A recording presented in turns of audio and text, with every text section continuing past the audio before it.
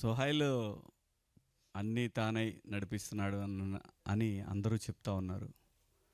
అంటే big boss హౌస్కి వెళ్తే ఇవన్నీ నేర్చుకోవచ్చు. నిజం చెప్తున్నా, ఈ ఏజ్లో అంటే రెస్పాన్సిబిలిటీ. నేను ఎందుకు బిగ్ బాస్ హౌస్ని ప్రేమిస్తానంటే ఓపిక పట్టడం అలవాటు అవుద్ది. ఇంకా ఓపిక, ఇంకా ఓపిక. సహజంగా వెళ్ళకముందు నేను చాలా అగ్రెసివ్గా ఉండేవాడిని, అందరూ అంటారు. ఎక్కడైనా అన్యాయం జరిగినప్పుడు డెఫినెట్గా అగ్రెసివ్గానే ఉండేవాడిని. కానీ ఇప్పుడు ఆ దృక్పథం కూడా మారిపోయింది. ఇంకా ఓపిక పట్టాలి అంటే, ఓపిక పట్టడం అంటే ఏంటంటే, మనకి లైఫ్లో స్ట్రగుల్స్ వచ్చినప్పుడు ఆవేశపడకుండా, అలాగే పిచ్చి పిచ్చిగా ప్రవర్తించకుండా, మన సహనాన్ని కోల్పోకుండా, మన క్యారెక్టర్ని కోల్పోకుండా ఓపిక పట్టడం అంటే, నువ్వు ఒక ప్రోడక్ట్ చేస్తున్నప్పుడు చాలా హడ్డిల్స్ వస్తాయి.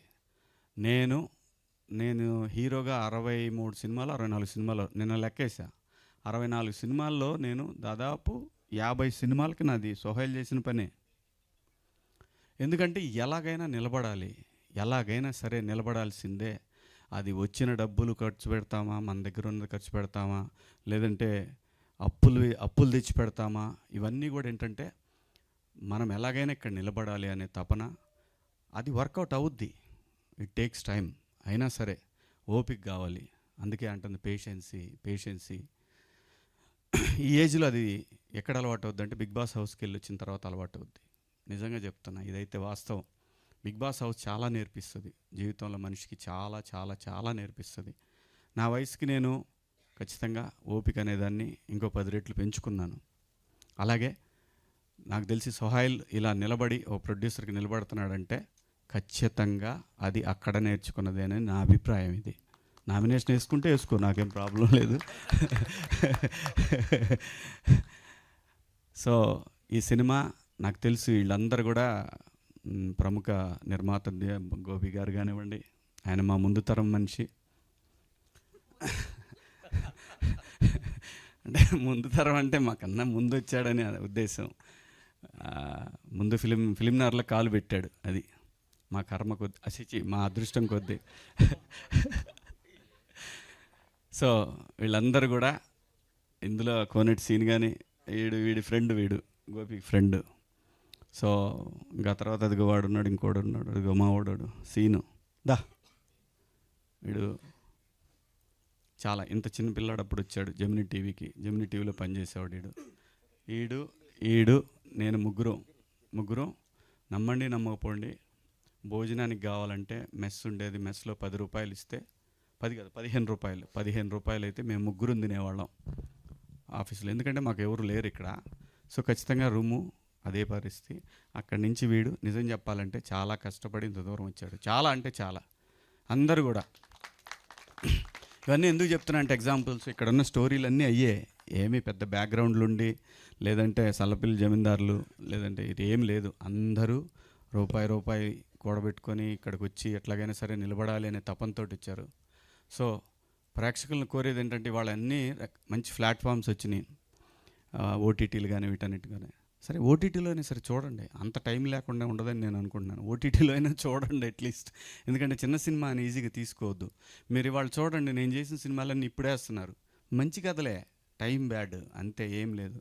సో సినిమా అనేది నిజంగా మనకు స్ట్రెస్ బస్టరు.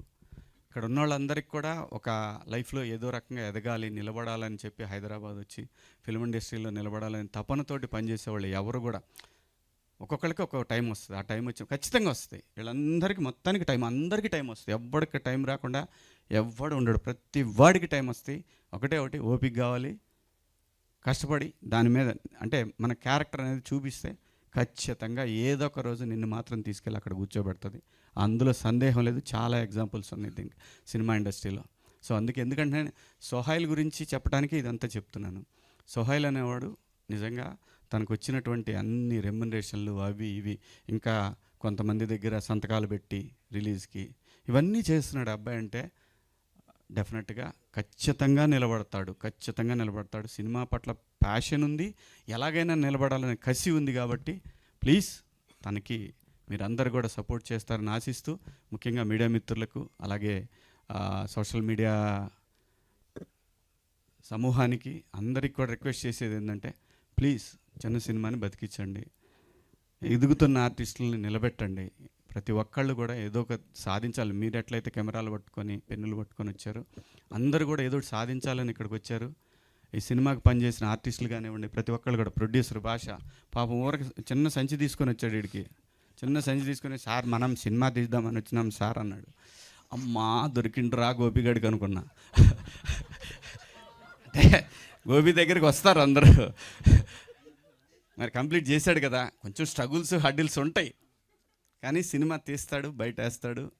అంటే సో భాషాబాయి కూడా పాపం దాదాపు ఇంతకుముందు కొంచెం ఇంత ఉండేది, అది మొత్తం ఈ లెవెల్కి వచ్చింది.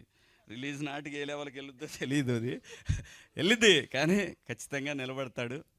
నేను ఎందుకనంటే గోపి దగ్గర ఉన్న గుణం అంటే స్క్రిప్ట్ కరెక్ట్గా పట్టుకుంటాడు, అదైతే నిజం. డబ్బులు పట్టుకోపోయినా కానీ స్క్రిప్ట్ మాత్రం పక్కాగా పట్టుకుంటాడు, సందేహం లేదు. స్క్రిప్ట్ జడ్జిమెంట్ మాత్రం తన దగ్గర ఉంది. నాకు తెలిసి వేళ్ల మీద లెక్క పెడితే 2-3 సినిమాలు మిస్ అయినాయేమో, కానీ వాడు చేసిన ఏ సినిమా కూడా ఇంతవరకు మిస్ అవ్వలేదు. ఒక్కడికి దారుణంగా మిస్ అయింది ఏంటంటే నాకే, అది చెప్పుకోకూడదు, దాన్ని వదిలేయండి, ఎందుకు నీ మధ్య కూడా దొరికాను, సరే కానివ్వండి, ఎక్కడ పోతాడు. సో ఇలా అందరూ కూడా కష్టపడి ఎదుగుతున్న దయచేసి ప్రతి ఒక్కళ్ళు కూడా సపోర్ట్ చేయండి. ముఖ్యంగా సోహైల్కి, నాకు సినిమా మనోడు మొత్తం ఎత్తుకున్నాడు అని తెలిసిన తర్వాత నిజంగా నేను చాలా టెన్షన్ పడుతున్నా. నాకు తెలుసు ఆ బాధ ఎలా ఉంటుందో. ఇదే ప్రసాద్ ల్యాబులకు వచ్చి ఎన్ని సినిమాల దగ్గర నిలబడ్డానో, ఇదే ప్రసాద్ ల్యాబులో, ఇదే రామానాయుడు కలర్ ల్యాబుల్లో, ఇదే రామోజీ ఫిల్మ్ సిటీలో నైట్ పడుకొని బాక్స్ తీసుకొని వచ్చిన రోజులు ఉన్నాయి. నేను ప్రింట్ తీసుకొని థియేటర్లో వదిలేసి వెళ్ళిన రోజులు ఉన్నాయి. 10:45 ఆ వచ్చే ఆటో వాడిని, పోయేవాడిని, ప్రతివాడిని తిట్టుకుంటా వచ్చి థియేటర్లో, వెంకటేశ్వర థియేటర్లో పడేసిన రోజులు ఉన్నాయి. సినిమాలు అది అంత కష్టం ఉంది దీని వెనకాల. సోహైల్ని తలుచుకుంటే నాకు నిజంగానే ఆ కన్సర్న్ ఉంది. ఖచ్చితంగా ఈ అబ్బాయి నిలబడతాడు, ఏమన్నా కానీ నిలబడతాడు, నిలబడే కసి ఉంది ఆ అబ్బాయి దగ్గర. అలాగే భాషాబాయి పొట్ట ఇలా ఉంటూ నేను చూడలేను, ఇంకొంచెం పెంచాలి మీరు అందరూ కూడా, ఎట్టి పరిస్థితుల్లో కూడా. మా బీమ్స్ మ్యూజిక్ గురించి మీ అందరికి నేను కొత్తగా చెప్పేదే ఉంది. నేను యాక్చువల్గా నేను బిగ్ బాస్ హౌస్కి వెళ్ళే ముందే బీమ్స్ నేను బుక్ చేశాను, తన మ్యూజిక్ డైరెక్టర్గా నేను బుక్ చేసుకున్న తన్ని. సో ఇప్పుడు వచ్చిన తర్వాత కొంచెం సార్ మనది కొంచెం అని అన్నాడు వాళ్ళ మేనేజర్ మొన్న ఫోన్ చేసి. ఆగు. అలాగే ఏముందండి, ప్రొడ్యూసర్గా ₹1 ఇస్తే పావులు వేయటానికి ఎప్పుడు వెనకాడ్డు, ఎవరు కూడా, ఏ ప్రొడ్యూసర్ కూడా వెనకాడ్డు. సో ఈ సినిమా సూపర్ డూపర్ హిట్ అయ్యి భాషాబాయి చూస్తే గెలిచాడు, పొట్ట పైకి లెగవాలి. నేను అదే చూస్తాను, ఇంకేం చూడను. గెలిచాడు అనేది మీరు అందరూ గెలిపించాలి. అలాగే సోహైల్ని కానివ్వండి, ఇందులో పనిచేసిన ప్రతి ఆర్టిస్టు, ప్రతి టెక్నీషియన్కి అందరికి కూడా పేరు పేరున ఆల్ ది బెస్ట్. మీ అందరికి కూడా ధన్యవాదాలు. Thank you Shivanna, thank you so much. Once again congratulations #90sకి మీకు. Thank you so much. Thank you.